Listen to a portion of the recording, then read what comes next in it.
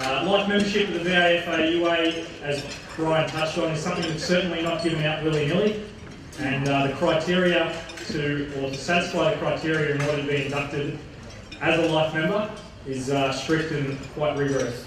So it's with great pleasure that I welcome to the podium here. He is, well, you can say he's a friend of mine. He's someone I've known for quite a few years now. So please welcome Grant Wardrop.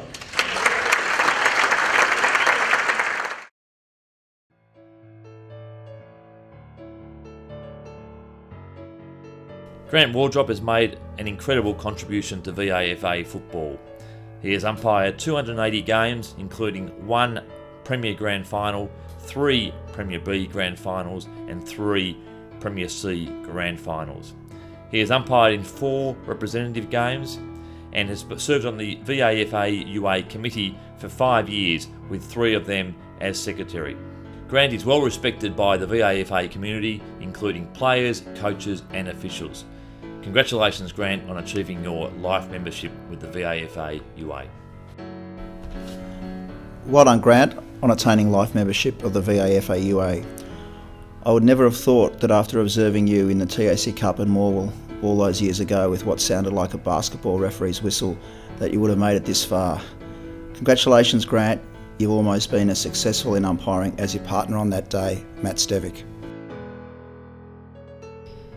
Well, when it comes to life membership, as everyone knows, the VAFA's criteria is you really have to earn life membership, and I would think that Grant Wardrop certainly has earned that prestigious award of the life membership for 2014, and I'm sure he'll be highly honoured. Congratulations, Grant Wardrop, on achieving life membership of the VAFAUA, a worthy recipient.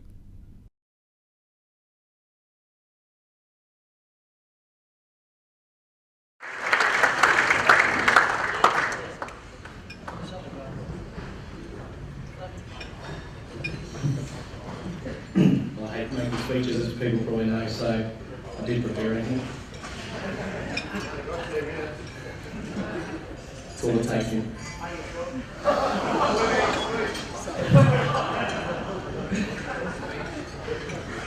Who would have thought I'd be heckled up here?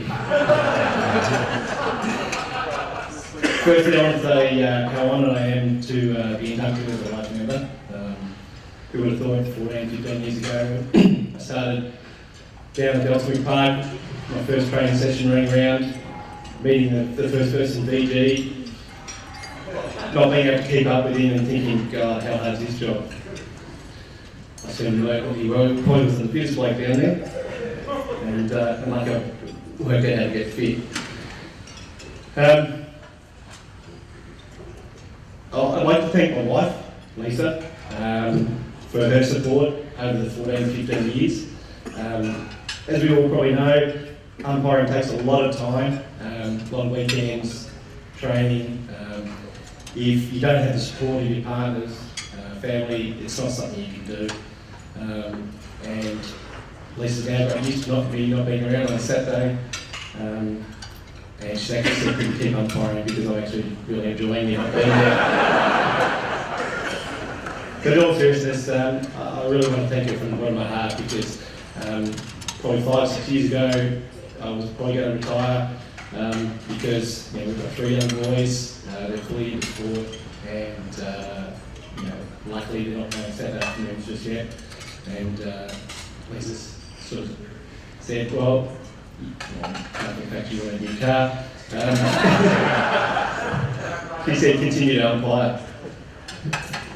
And she had been a bit of an umpiring widow, and her interest in umpiring on a scale of 1 to 10 is probably 1. But that's okay. She's probably seen me do more feeder games than actual VAFA games, where she sat in the car and watched me run around. But she did come and watch my A-grade grand final, the one that I did, and which was great. And she said after the game, she actually had to ask Christy Robb, what's something for telling that he did really good, because she actually didn't see it in the game. Also, I'd like to thank my mum and my dad for coming tonight. they've made the effort to come here, so thank you very much.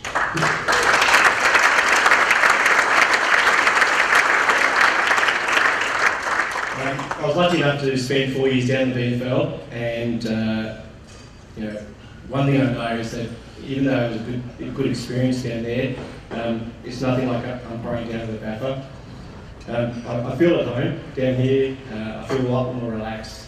It's great to be there and umpire at a high level, but this is where the heart of umpiring is, and I know that once the body gives out, that's what I'll give out, but until then, I'm enjoying my time down at the VAFA.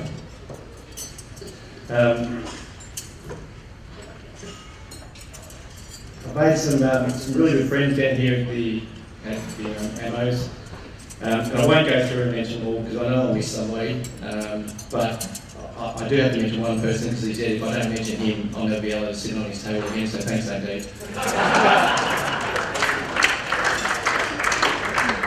And Tony sort of stole in my thunder.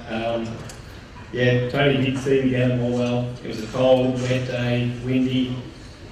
It was my trial game to see if I could get on the list next year, the following year. And I outfired with anaesthetic, and as Tony already said in the video, he didn't think much of me. And then we ran out when Tony first started as a senior coach down here. He umpired his first game with me, and actually thought that he was probably wrong in there. So thanks, Tony, for look. Yes, I did umpire with anaesthetic, so I'll leave it up to you who thinks has a better career. He's only done 230 games and won a grand final in the AFL, so. Look, one thing that's really close to my heart at the moment is umpiring going forward. It's been a tough year for the umpires, especially spectators and things like that. So one thing I spoke to Dan Sufo about is working with him and the VAFA and VAFAUA to have a better relationship with our spectators, our clubs. We're out there doing our job. We're not out there to be ridiculed. I think some of the comments coming over the fence this year has probably been one step too far.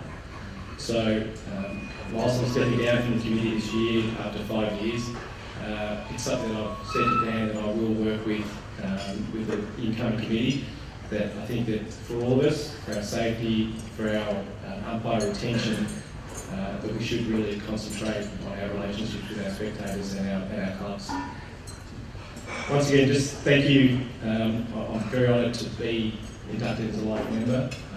I know it's not handed out willy-nilly, so thank you very much and have a great night.